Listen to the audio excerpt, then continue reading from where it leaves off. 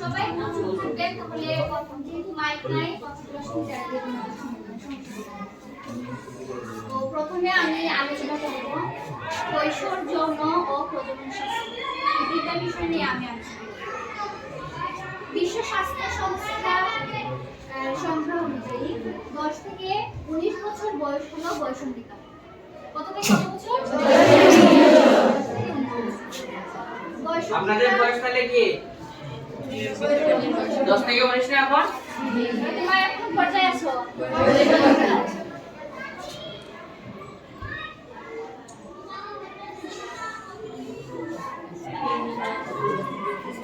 বয়সন্ধিকাল একজন ব্যক্তির জীবন বিকাশের ক্ষেত্রে সুনির্দিষ্ট গতিময় একটি সময়।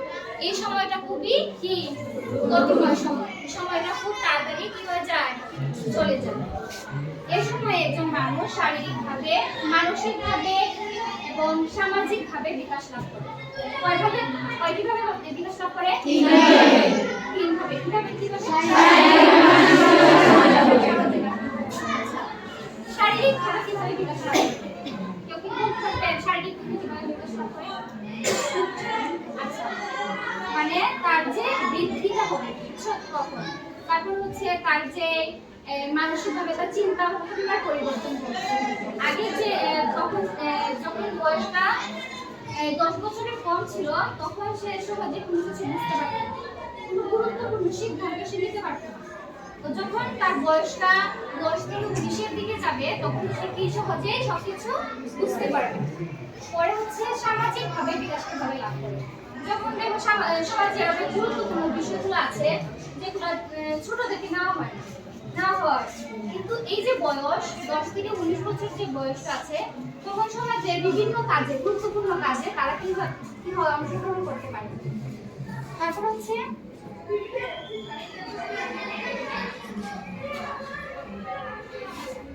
যৌন স্বাস্থ্য। যৌন স্বাস্থ্য হলো যৌনতার সাথে সম্পর্কিত এমন একটি শারীরিক, মানসিক, সামাজিক সুস্থ অবস্থা যা বল প্রয়োগ, বৈষম্য ও সহিংসতা মুক্ত থাকবে এবং যৌনতা ও যৌন সম্পর্কের প্রতি ইতিবাচক, সম্মানজনক দৃষ্টিভঙ্গির পাশাপাশি নিরাপদ ও সন্তুষ্টজনক যৌন অভিজ্ঞতা নিশ্চিত করবে। আচ্ছা, যৌন স্বাস্থ্যটা মানে আমার বোঝায় যে সহিংসতা মুক্ত থাকবে, সে স্বাধীনভাবে চলাফেরা করতে পারবে। তারপরে হচ্ছে জনস্বাস্থ্যের ইতিবাচক প্রভাব ফেলবে। যেমন আমরা যখন আমাদের যে বয়সটা যখন বাইরে বের হই তখন বিভিন্ন সমস্যার সম্মুখীন হই। যেমন রেপ কালচার সবাই তো জানে, সহজে মহিলারা বা নারীরা বের হতে পারে না, বিভিন্ন সমস্যার সম্মুখীন হয়। তো এই সম্পর্কে আমাদের জ্ঞান থাকা জরুরি। তারপর হচ্ছে প্রজনন স্বাস্থ্য। প্রজনন মানে কি? বংশ বৃদ্ধি করা। বংশ বৃদ্ধি করা। তো বংশ আসলে কিভাবে বৃদ্ধি করে? বাচ্চা প্রদানের মাধ্যমে। তো যখন সে বাচ্চা প্রদান করবে তখন সে নিয়মিত স্বাস্থ্য সেবা নেওয়ার জন্য হসপিটালে যাবে। কিন্তু এখন দেখা যায় কি গ্রামের যে মহিলারা আছে তারা যখন সে গর্ভাবস্থা থাকে তখন একদম যখন সে তার বাচ্চা হবে তখন যায়। তো আগের যে অনেক চেকআপের বিষয় আছে, যে হসপিটালে গিয়ে তার অবস্থাটা দেখা, তার কন্ডিশন জানা, প্রেশার চেক করা, এগুলো সে করে না। যার ফলে কি হয়, তার বাচ্চা যখন হয় মায়ের প্রেশার বেশি থাকে, সেই ফলে বাচ্চার কি হয়, মৃত্যুর হার বেড়ে যায়, মাতৃমৃত্যুর হারও বেড়ে যায়। সেই জন্য আমাদের কি হবে, প্রজনন স্বাস্থ্য সম্পর্কে ভালো ধারণা থাকতে হবে। আপনাদের বাড়ির আশেপাশে যে মহিলারা আছে বাচ্চা হবে তাদেরকে কি পরামর্শ দেওয়া উচিত? প্রজনন স্বাস্থ্য সম্পর্কে কিভাবে বলবে যে যাতে এই যে নিয়মগুলো আছে মাসে মাসে 3 মাস পর পরে হসপিটালে যায় কি করা, তার কন্ডিশনটা কেমন আছে, তার প্রেশারটা কেমন আছে, এগুলো সম্পর্কে তাদের কি করা, স্বাস্থ্য শিক্ষা দেওয়া। প্রজনন স্বাস্থ্য সবাই বুঝতে পেরেছি? পরে প্রশ্ন করলে বলতে পারবে। তারপর হচ্ছে সেক্স। সেক্স বলতে মানব প্রাণীর শারীরিক বৈশিষ্ট্য সমষ্টিকে বোঝায় যা জন্মগত প্রক্রিয়ায় অর্জিত হয়। এটি অপরিবর্তনশীল। সেক্স হচ্ছে দুই ধরনের। কয় ধরনের? ধরনের কি কি? একটা হচ্ছে মহিলা, একটা কে পুরুষ। আচ্ছা, এই দুইটা সেক্স আমরা কি জন্ম থেকে পেয়ে থাকি না? যে পুরুষ হয়ে জন্ম নিলে সে কি সেক্স কি হবে? পুরুষ। আর মহিলা হয়ে জন্ম নিলে, মেয়ে হয়ে জন্ম নিলে তার কি সেক্স কি হবে? মহিলা। তো এটা কি পরিবর্তন করা সম্ভব? তো এটা কি অপরিবর্তনশীল। তারপর হচ্ছে জেন্ডার। জেন্ডার বলতে সমাজে সৃষ্ট কিছু বৈশিষ্ট্যর সমষ্টিকে বোঝায় যা একজন নারী ও পুরুষকে শ্রেণীবদ্ধ বা পৃথক করে। আচ্ছা, জেন্ডার কয় ধরনের? 4 ধরনের। একটা হচ্ছে পুরুষ লিঙ্গ, স্ত্রীলিঙ্গ, তারপরে উভয় লিঙ্গ, তারপর হচ্ছে তৃতীয়। সবগুলা স্ত্রীলিঙ্গ কারা? আমরা সবাই কি স্ত্রীলিঙ্গ। পুরুষ লিঙ্গ হচ্ছে ছেলেদের। আচ্ছা, আর হচ্ছে উভয় লিঙ্গ কারা? উভয় লিঙ্গ একটা নির্দিষ্ট কিছু শব্দ দ্বারা বোঝায়, যেমন স্টুডেন্ট। আপনার কয়টা পর্যন্ত চলবে? হচ্ছে কিছু শব্দ দ্বারা এটা প্রকাশ করা হয়, যেমন আমরা স্টুডেন্টদের আমরা কি বুঝি? শিক্ষার্থী বুঝি। শিক্ষার্থীরা কি শুধু মানে যা মেয়ে আছে তাদেরকে বোঝায়? ছেলে মেয়ে দুইটা কি বোঝায়? এটা কি হবে? তারপর হচ্ছে ডাক্তার দ্বারা আমরা কি বুঝি? শুধু মহিলা ডাক্তারকে বুঝি নাকি পুরুষ মহিলা দুজনকে বুঝি? তো এটা কি হবে? আর ফ্লিপ হচ্ছে মানে যারা চাকরি পেপার, চেয়ার, টেবিল এগুলো তারা। তারপরে এই যে সব নিয়ে আলোচনা করবে সহপাঠী সামনে।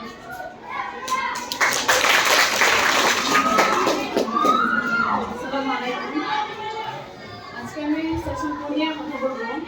এখানে আছে বৈষম্য। আপনি অবশ্যই সবাই জানেন, এই ডাকে আছে। বৈষম্যটা বলতে কি বোঝায়? বিশ্ব স্বাস্থ্য সংস্থা মতে সাধারণত 10 থেকে 19 বছর বয়স পর্যন্ত সময়কে বৈষম্যতা বলে। বৈষম্যিক জীবন বিকাশের এমন একটি পর্যায় যখন যৌন অঙ্গ প্রত্যঙ্গ সহ অন্যান্য শারীরিক বিভিন্ন অঙ্গ ও মানসিক স্বাস্থ্য পরিপক্বতা অর্জন করে। আমরা সাধারণত জানি 10 থেকে 19 বছর বয়স থেকে কি শোনা যায়? বয়সন্ধিকাল বলে। একজন ছেলেকে বয়সন্ধিকালে কিশোর বলা হয় আর একজন মেয়েকে কিশোরী।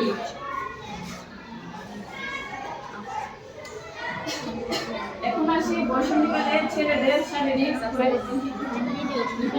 ছেলেদের সাধারণত ছোটা বাইরে বৃদ্ধি পায়, বগলে যৌনাঙ্গে এবং মুখে রোম গজায়,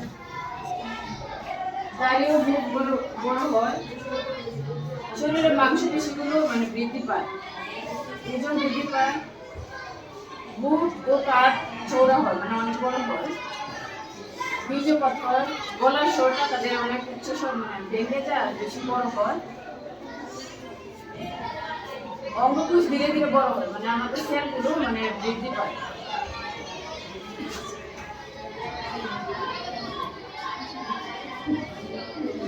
বয়সন্ধিকালে মেয়েদের শারীরিক কি পরিবর্তন হয়?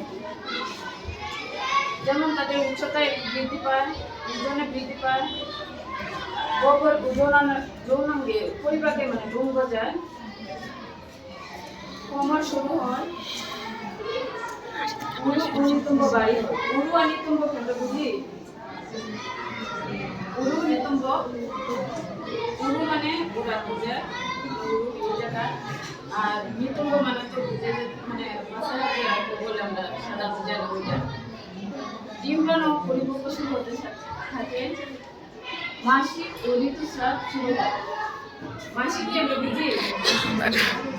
যেহেতু এই ধাপে আছে আমরা অনেকেই জানি মাসিক কি, এবং এই সময়ে মানে মানে হাইজেনিক মেনটেন করা লাগে, প্রপারলি হাইজেনিক মেনটেন করা লাগে।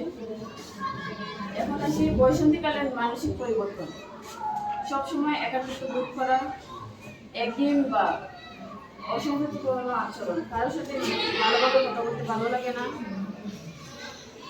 সমাজ বিরোধী কিছু মনোভাব, সমাজে অনেকে অনেক কিছু বলে তখন কিছুই ভালো লাগে না, আবেগের তারতম্য। এই বয়সে মানে আবেগের বসে অনেকে অনেক খারাপ কাজ করে ফেলে। আত্মবিশ্বাসের মাত্রা হ্রাস পায়। আত্মবিশ্বাসের মাত্রা বুঝেন তো? এখন দেখবেন আপনাদের অনেক জিনিস পারতাম না মনে হয়, মানে ডর লাগে না অনেক কাজ করতে। স্যারে যদি একটা অঙ্ক দেয়, বিশেষ করে যেমন ধরেন বীজগণিতে বললাম, অনেক বড় একটা অঙ্ক, 2 পৃষ্ঠার অঙ্ক, ইয়া এত বড় অঙ্ক পারতাম না, এরকম মনে হয় না মাঝে মাঝে? মাঝে মাঝে না, সব সময়। যারা বিজ্ঞান, যেমন ধর বিজ্ঞান সাবজেক্ট আছে যাদের, তাদের দেখা যাচ্ছে অনেক বৈজ্ঞানিক অনেক শব্দ আছে যেটা আমাদের বুঝে আসে, ঠিক আছে, বুঝতে পারি না, বুঝতে অসুবিধা হয়। তো এটা আমাদের একটা হয় না, এই যে এটা একটা জিনিস, যে আত্মবিশ্বাসের একটা অভাব দেখা দেয় এই সময়টা, এটা স্বাভাবিক। তো এটা থেকে আমরা মানে এটা মনে হবো যে এটা কিছু না, আমরা আত্মবিশ্বাসের সাথে আমাদের সব কাজে শুনবো, দেখা যায় সব কিছু আমরা পারবো, কারণ না, ঠিক আছে। তারপর আসি আমরা বয়সন্ধিকালের ঝুঁকি কি কি। প্রথমত দেখা যাচ্ছে ধূমপান ও মাদকাসক্তি। সব থেকে এই বয়সে বয়সন্ধিকালে মানে ঝুঁকিপূর্ণ কাজটা হচ্ছে ধূমপান ও মাদকাসক্তি মানে আসক্ত হওয়া। বৈধ ও অনিরাপদ যৌন সম্পর্ক, এই বয়সে মানে ছেলে বা মেয়ে সবাই একে অপরের প্রতি মানে আকর্ষণ বেশি তৈরি হয়, মানে যে কোনো খারাপ কাজে লিপ্ত হয়। অনাকাঙ্ক্ষিত গর্ভসংস্কার, ভুল তথ্য সংগ্রহ করে ভুল পথে পরিচালিত হওয়া, বিপজ্জনক যান চলাচলের ফলে দুর্ঘটনার শিকার, অস্বাস্থ্যকর খাদ্যাভ্যাস। যেমন এটা আলোচনার ব্যক্তিতে আমরা একটা ঘটনা বলবো, ঠিক আছে, আগে ওনার আলোচনা শেষ করি। অস্বাস্থ্যকর খাদ্যাভ্যাস, যেমন বাইরের খাবার দাবার আমাদের বেশি ভালো লাগে, মানে হাইজেনিক খাবার দাবার আমরা না খেয়ে বাইরের খাবার দাবার এগুলো বেশি পছন্দ করি বা খাই। আচ্ছা বলেন তো দেখি, এখানে হতে এই সপ্তাহে, আজকে তো বৃহস্পতিবার না, শনিবার থেকে রবিবার থেকে ক্লাস শুরু হয়েছে, তাহলে রবিবার থেকে বৃহস্পতিবার পর্যন্ত কে 2 দিন সাবান খাইছেন না? জালমুড়ি খেয়ে খাইছেন না? খাইছো না খেয়ে? সপ্তাহে 2 দিন খাইছেন না? 3 দিন খাইছেন না খেয়ে? একদিনও খাইছেন না খেয়ে? মানে একদিনও খাইছো না, আর সপ্তাহ জালমুড়ি ছাড়া? সবাই কি এই যারা হাত করছেন তারা সবাই কি জালমুড়ি খাইছেন না? ঠিক আছে, অন্য কোনো কিছু তো খাইছেন, জালমুড়ি ছাড়া তুলা খাবার খাইছেন না? মজা লাগে না বেশি? এই সময় বেশি মজা লাগে। তো এইগুলো আসলে আমার আসলে পেট খারাপ করবো, এর বাদে আমার অনেক ওই যে পড়াশোনা করতে আমার ভালো লাগে না, ঠিক আছে, এইটা তৈরি করে এই আমার খাবার ঠিক, তো এটা খাওয়া যাইতে না, ঠিক আছে। বাসা থেকে আমরা কি করবো, খাবার বানায় নিয়ে আসবো, টিফিন বক্সে করে, ঠিক আছে। এ পর্যন্ত পরের টপিক নিয়ে কথা বলবে বর্ষামণি।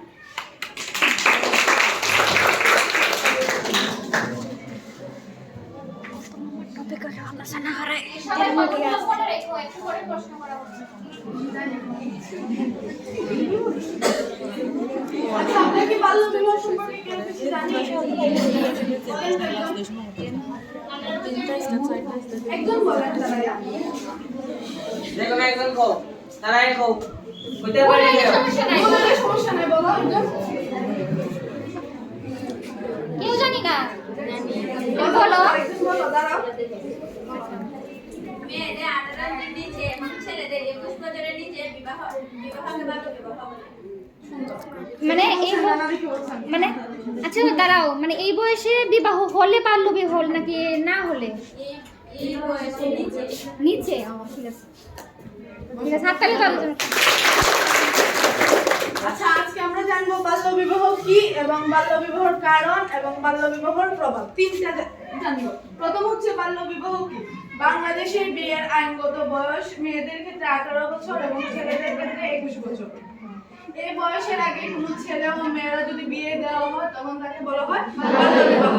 হ্যাঁ, প্রথমত কাজ কি যে মানে 18 বছরের মেয়েদের নিচে এবং ছেলেদের 21 বছর নিচে কোনোভাবে বিয়ে দেওয়া যাবে না। হ্যাঁ, দিতে হলে আমাদেরকে মানে আমাদের যদি আশেপাশে কোনো ছেলে বা মেয়েদেরকে যদি 18 বছরের নিচে বা 21 বছরের নিচে বিয়ে দেওয়া হয় তাহলে আমরা কি করব? প্রতিকারের ব্যবস্থা। যাতে বিয়ে না হয় সেজন্য আমরা পদক্ষেপ নিই, এটাই তো, ঠিক আছে। বাল্য বিবাহের কারণ নিরাপত্তার অভাব, দারিদ্রতা, কন্যা শিশু পালন, লালন পালনের আর্থিক দায় থেকে মুক্তি পাবার ইচ্ছা। অনেক ফ্যামিলিতে আছে কি যে কন্যা শিশু মানে বুঝা, যার জন্য ওদেরকে কি হয় 18 বছরের আগেই বিয়ে দিয়ে দেওয়া হয়। মাসিক হওয়ার পরপরই সাবালিকা হওয়ার কারণ জন্ম নিবন্ধন না হওয়া, বিবাহ বন্ধনে না হওয়া, সম্পত্তি পাওয়া বা রক্ষার জন্য শিক্ষার অভাব, সামাজিক প্রথা, কুসংস্কার, সামাজিক চাপ। সামাজিক আমাদের সমাজে কিছু কিছু মানুষ আছে যেমন একটু 18 বছরের নিচে সুন্দর মেয়ে হলে কি করে 40 বছরের বড় বেটার কাছে বিয়ে দিয়ে দেয়, না? এগুলো আমাদের কি করতে হবে? বন্ধ করতে হবে। আইন সম্পর্কে অজ্ঞাত, যৌতুক কম দেওয়ার আশঙ্কা, যেমন 18 বছরের নিচে হলে সুন্দর মেয়ে দেখলে বিদেশি জামাই যদি 40 বছর আগে হয়ে যায় তাহলে কি করে? কম যৌতুক দিয়ে বিয়ে করে নিয়ে যায় না? এগুলো আমাদেরকে কি করতে হবে? বন্ধ করতে হবে। বিবাহ পরবর্তী সমস্যা অসুবিধা সম্পর্কে অজ্ঞাত। বিবাহ পরবর্তী সমস্যা যেমন বিবাহ 18 বছরের নিচে বিয়ে দিলে অনেক সমস্যা হয়ে থাকে, এগুলো কি করতে হবে?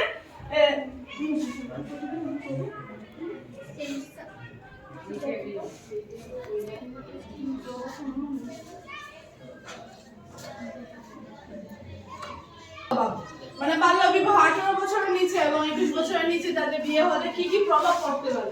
20 বছরের আগে মেয়েদের শরীরে সন্তান ধারণের জন্য প্রস্তুত হয় না, তাই এই বয়সে সন্তান ধারণ করলে মা ও শিশুর ঝুঁকি অনেকখানি বেড়ে যায়। সন্তান পুষ্টিহীনতার সম্ভাবনা থাকে, জনসংখ্যা বৃদ্ধি ত্বরান্বিত হয়। আমরা কি বুঝছি বাল্য বিবাহ সম্পর্কে? তাহলে আমরা সবশেষে একটাই কথা বলবো, 18 বছরের আগে বিয়ে নয়, 20 বছরের আগে সন্তান নয়। আমরা সবাই এটা বলতে চাই একবার। ধন্যবাদ সবাইকে। কেউ কি কোনো প্রশ্ন আছে?